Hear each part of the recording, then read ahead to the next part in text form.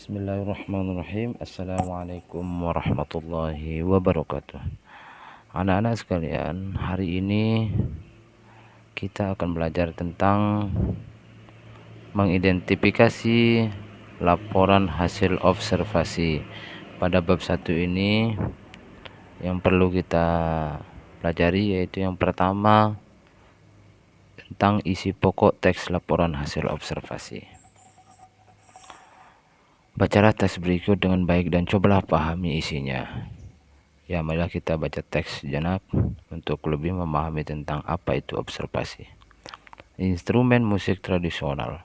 Instrumen musik tradisional sangat banyak macamnya. Selain dibagi menurut sumber bunyinya, instrumen musik tradisional dapat dibedakan berdasarkan bentuk, yakni sebagai berikut. Yang pertama, instrumen dalam bentuk tabung. Instrumen ini merupakan bentuk umum dari alat musik yang memakai bahan dasar bambu.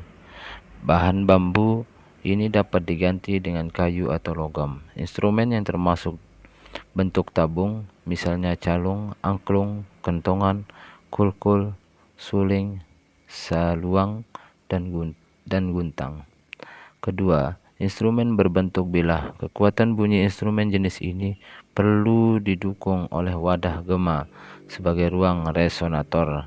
Permukaan bilah dapat berupa bidang rata, cembung, bahkan irisan berbentuk tabung. Contoh alat musik berbentuk bilah adalah gambang, kolintang, saron, dan gender.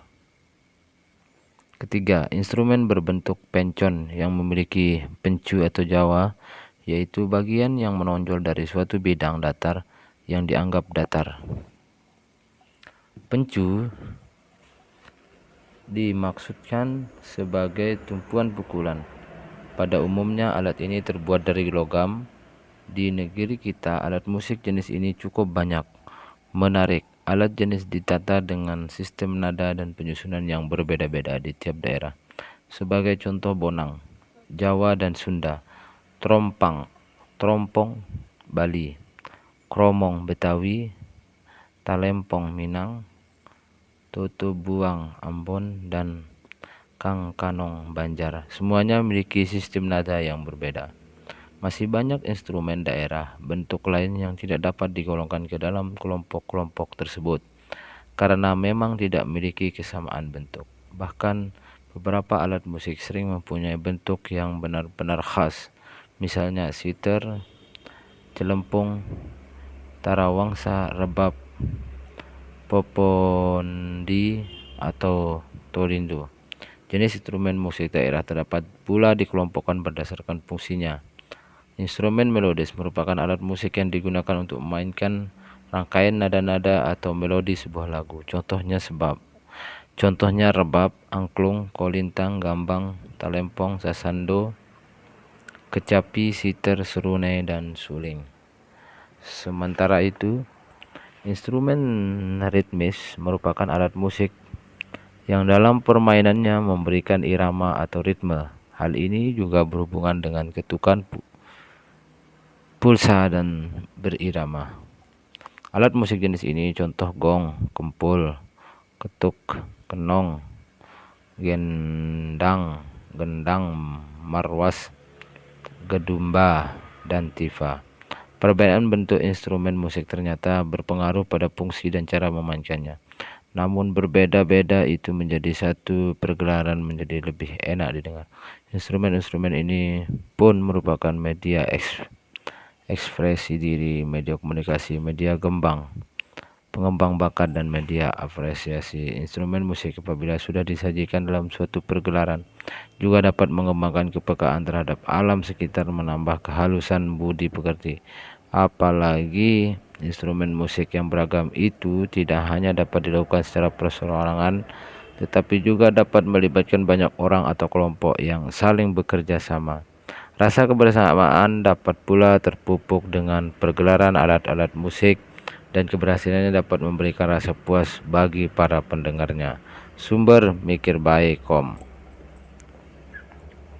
Nah, anak-anak sekalian, teks tersebut merupakan contoh laporan hasil observasi karena berisi suatu informasi umum Di dalamnya sering pula dijumpai paparan yang bersifat mengklasifikasikan sesuatu, fenomena alam, budaya, sosial, dan hal-hal yang bersifat umum lainnya, seperti yang tampak pada contoh teks tersebut. Topik yang disajikan dalam keberagaman instrumen musik tradisional, di dalamnya dijumpai pula bahasan tentang suatu klasifikasi, yakni instrumen kelompok-kelompok musik tradisional berdasarkan bentuk dan fungsinya. Selain tentang seni budaya, fenomena yang dapat kita sajikan dalam bentuk teks laporan hasil observasi adalah objek alam seperti tumbuhan, hewan, lingkungan, dan berbagai fenomena sosial juga dapat kita gambarkan di dalamnya.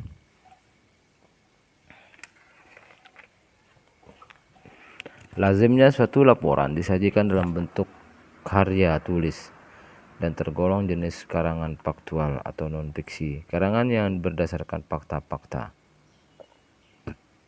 Berdasarkan objek yang dipaparkannya, laporan terbagi ke dalam beberapa macam, yaitu laporan penelitian, laporan peristiwa, laporan diskusi, dan laporan kegiatan.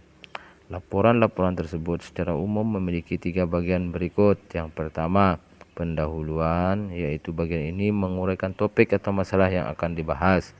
Yang kedua, pembahasan. Bagian ini memuat uraian tentang hasil kajian penulis dalam mengembangkan jawaban terhadap masalah yang diajukan.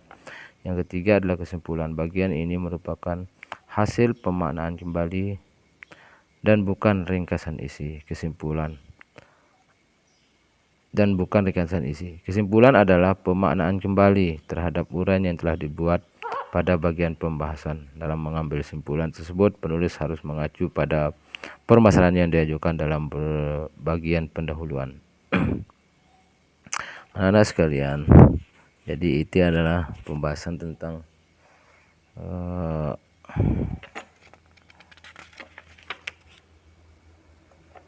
identifikasi laporan hasil observasi.